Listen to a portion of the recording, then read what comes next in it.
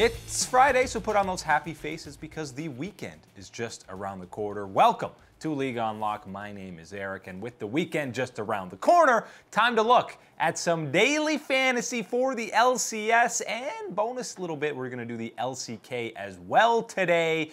Week 2 action from North America, and if you watched when we did our picks for week 1, it went terribly. We went all in on CLG doing really well and 100 Thieves, and of course they combined to go 0-4. We thought the Broken Blade matchup against Someday, that is tough to make your LCS debut. No chance. He ends up solo killing Someday and getting very fed in both games for Broken Blade. He had a fantastic debut. And CLG thought this roster might bring new heights for the squad, but it looks like just more of the same. So we're going to rack them up again and try again in week 2 and maybe end up with the same result, but hopefully a whole lot better. So same as last week, you've got to pick 6 players, 1 captain, and 1 team, and try and come under that salary of 50K. Let's start by looking at the top laners for the matchups this weekend. We're just looking at day 1 right now for the LCS, and most expensive guy, you're looking at Licorice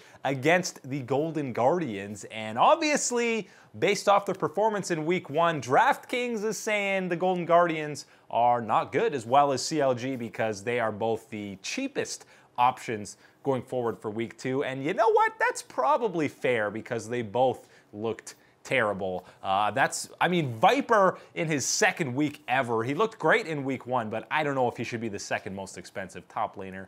Probably not. Licorice is fair, even though he's going against Haunter, who is a bit of a tough matchup. But I mean, you're looking at value here, Broken Blade against Echo Fox. That's the closest matchup on paper. They're at the 5-6 spot with TSM versus Echo Fox. That seems, I feel like TSM should be more favored in that matchup. So if you're looking to try and save a bit of money, maybe go with Broken Blade. Or Someday in at the 8th most expensive. That's also an interesting one, but I mean, Someday can only do so much. You know that Liquid's going to be pretty big favorites in that matchup, but maybe Someday gets on a carry and can pop off, even if 100 Thieves end up losing that matchup, because, I mean, he didn't look great even on the Victor in week 1, but you're never going to count Someday out in any split, and you're rarely going to see him as the 8th most expensive or 3rd cheapest top laner. So maybe there's some value to be had there. Let's move to those junglers,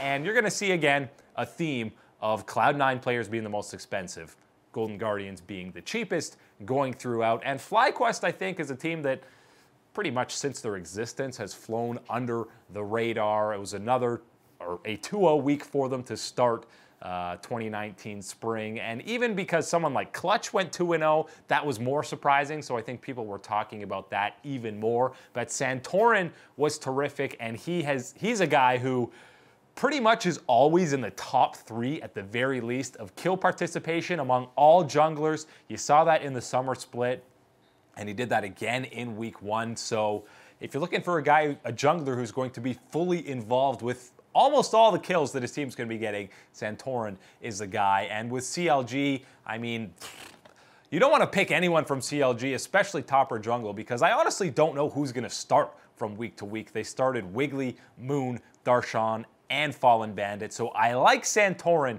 in that matchup against CLG. And Rush is always a guy who I think you can take a flyer on and maybe hope for some cheap value that he has an absolutely insane game, because we know he's going to be due for one at least a couple of weeks throughout the spring split. It's just a matter of when, and you getting lucky when you pick him. I don't know about the matchup with TSM, if that's a fantastic one for him, but you know it's going to be an explosive matchup in the jungle when him and Acadian match up. So maybe it could be an interesting one in that regard. Mid laners, Damonte's a guy who didn't die in week 1. He had a fantastic weekend for Clutch, and people are riding pretty high on him. They're excited about a domestic mid laner not named Pobelter actually performing well in the LCS. So he's a guy you could definitely consider going up against Optic, even though Crown looked pretty darn good in week 1 with the 4 Academy players. Optic is another team that, it's a little bit risky, because even when Optic announced their starting roster a couple days or a day or two ahead of the LCS last year, they made last week, they made big changes right before the games actually started. So it's pretty risky starting anyone on Optic outside of Crown, and I feel like Dardoch will probably be starting as well because Meteos has been playing in the Academy League. And a theme this week is going to be TSM.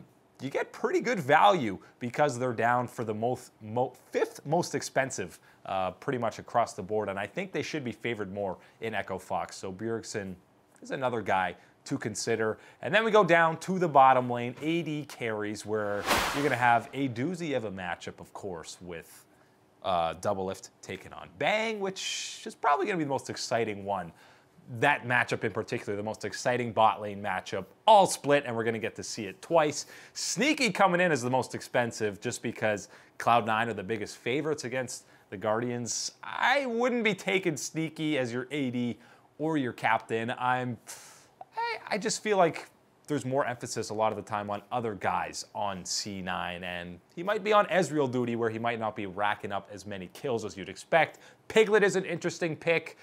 Clutch really in that Optic matchup. I think based on week 1, they should be slight favorites there, so if you want to go heavy on the Clutch hype this week, probably nothing wrong with that, although Huni is always still questionable because he's going to have a lot of deaths. But I still like Wild Turtle. He had an insane week 1. He had tons of kills for FlyQuest, and no matter how much the roster changes around him, you know he is going to be a huge point of emphasis for FlyQuest. They're going to be building team comps around him, and you know he's going to have a very good chance to rack up a lot of kills. So either as your starting AD or even as your captain, I think Wild Turtle will be worth the second most expensive salary for AD carries.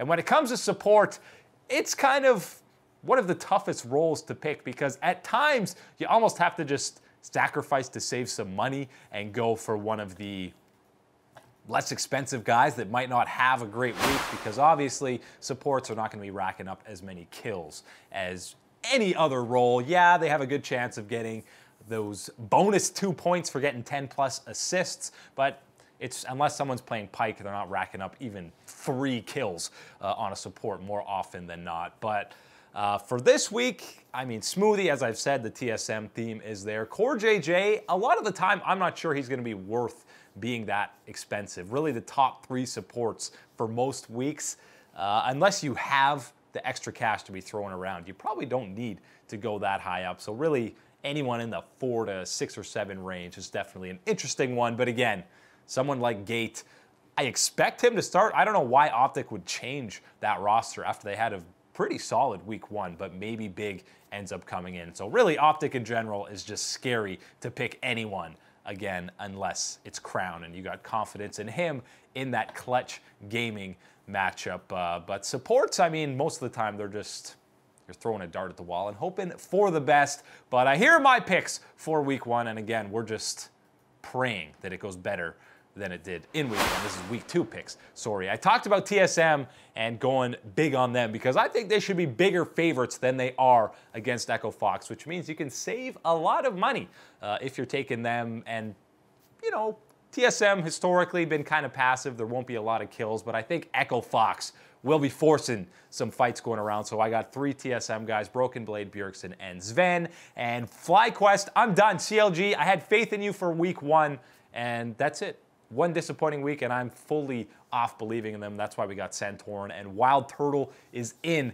as the captain. I'm expecting big kills from him, whether it's the Kai'Sa or the Lucian.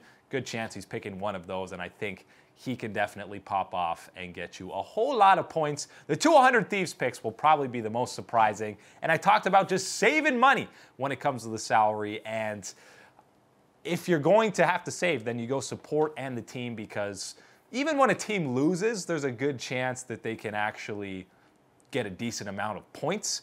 Racking up turrets, dragons, or barons, you can still lose a game and get 7 turrets, a couple dragons, and a baron buff. So 100 Thieves, maybe they can come up with the upset for Liquid. That's really just bonus points. As long as they don't get completely destroyed, then you should get some points still. And then Aframu there is kind of just hoping for the best because I think the rest of that lineup is looking really solid, and Afro is there just to save some money, and maybe you go to 100 Thieves and kind of hope that there's an upset for Team Liquid. But that's our week 2 picks for the LCS. We're really hoping it goes better than week 1, because week 1 we were bottom 20 on the DraftKings pick. So really, it's only up from here.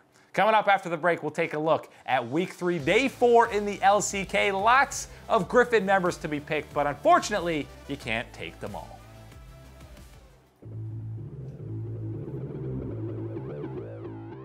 Welcome back, you beautiful people, here to League on Lock, and it's a special little segment because we're looking at some LCK fantasy ahead of the weekend on Saturday. And the beauty is, the LCK, it's a blessing and a curse because each day you're only looking at 2 games, whereas the LCS, you have 5 games to pick from. Only 2 sets of games means you have to pick from both of them, and your options are a lot more limited. And luckily on Saturday, Griffin is playing against Sandbox. This is the beauty, 5-0 versus 5-0 matchup, but still Griffin are gonna be massive favorites, as of course they should be. So really this week is all about which Griffin players are you actually going to pick, and let's start in that top lane. And again, there's less players than when you're in an LCS DFS that we're doing. There's only 4 options that you're gonna have every time. Now, of course, there could be some subs that come in, which makes it difficult. And because LCK is best of 3,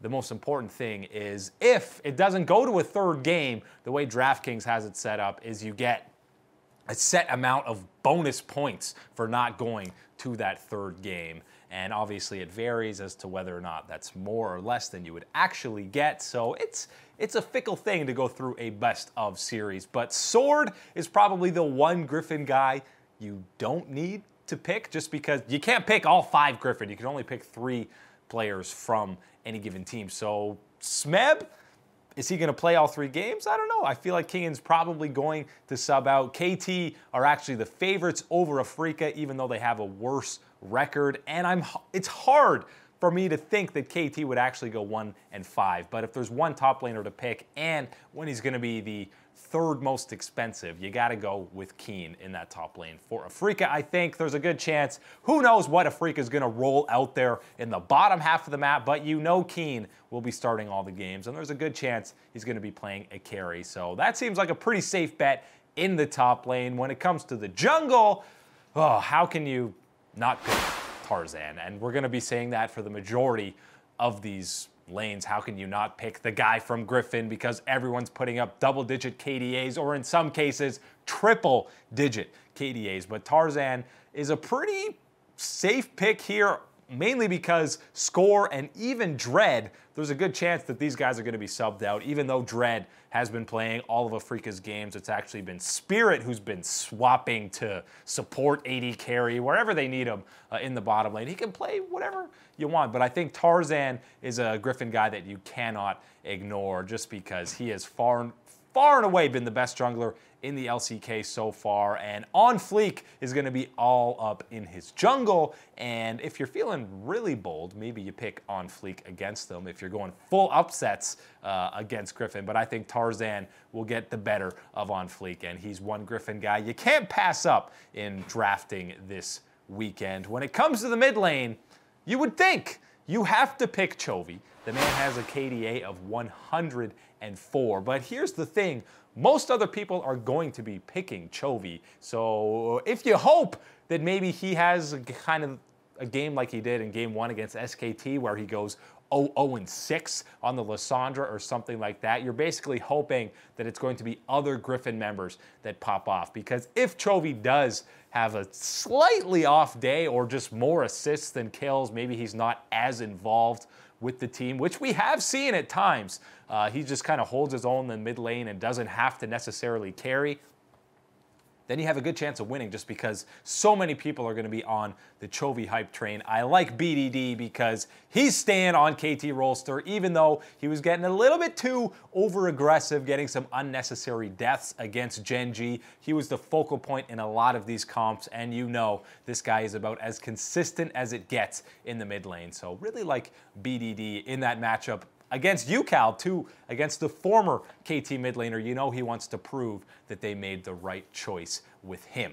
When it comes to AD carries, this is, I think, another one where you kind of have to pick Viper because the guy's an absolute animal. He's far and away the best AD carry that's going to be available this week. He's worth spending the cash to get him. He's probably even worth using as your captain. And again, much like Chovy, there have been some games where Griffin has 15 kills and Viper is something like 0-0-1 or something. But you got to just hope that isn't the case. For the most part, the majority of games, he's fully involved and is definitely popping off in these team fights, whether it's Kai'Sa, Lucian, or a mage in the bottom lane, it doesn't matter. If you want to pick from the KT Afrika series, I mean, both Zenit and Aiming are kind of risky picks.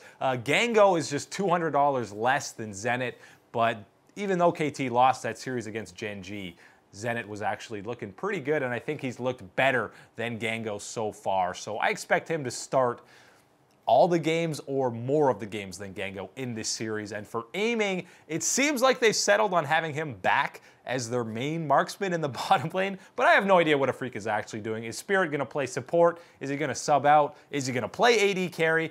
I'm scared to pick anyone from Afrika that isn't named UCal or Keen, just because we don't know who's actually going to be playing all 3 games, all 2 games, even 1 game in their series against KT.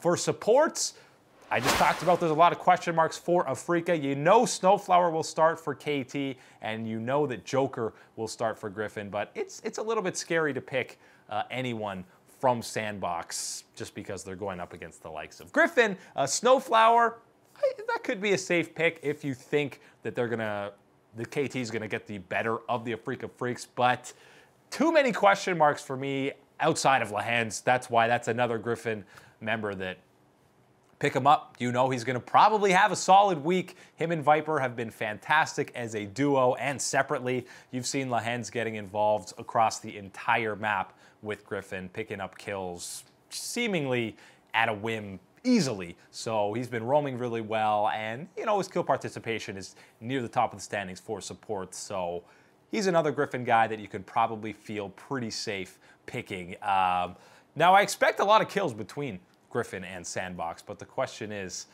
who's going to be getting all the kills? Will it actually be even when it comes to picking teams for this week? Griffin might not actually be the best pick because there's a good chance that they're winning a lot of these games in sub 30 minutes as they've been doing to pretty much everyone else in the league, which means at most they're only getting 1 Baron. A lot of the time they're not even getting the full value from turrets, but yeah, they'll get you that +2 because they do win sub 30 minutes a lot of these games. But I think Afrika and KT, you got a good chance that these games will all go north of 30 minutes, maybe even 40. We saw that KT versus Gen G, and I think Afrika, I think they might actually beat KT. There's too many question marks. They don't know what their best roster is. Shot calling's an issue when the veterans aren't in, and sometimes when Smeb and Score are in, there are issues in themselves and just how they're playing the early game. So I think Afrika might actually win that, and that's why I like Afrika as a team this week. And let's take a look at my picks for week 3 in the LCK. I like Keen in that KT matchup, and the theme here is going to be, of course, just Afrika and Griffin, because most of the time, the best way to have a fantastic week in DFS for League of Legends is basically going all in on 2 teams, hoping that they're going to win, and there's going to be a lot of kills. The one big standout here is obviously going to be Ghost in at AD carry, and that's because I got Viper as my captain for getting 1.5 times the points.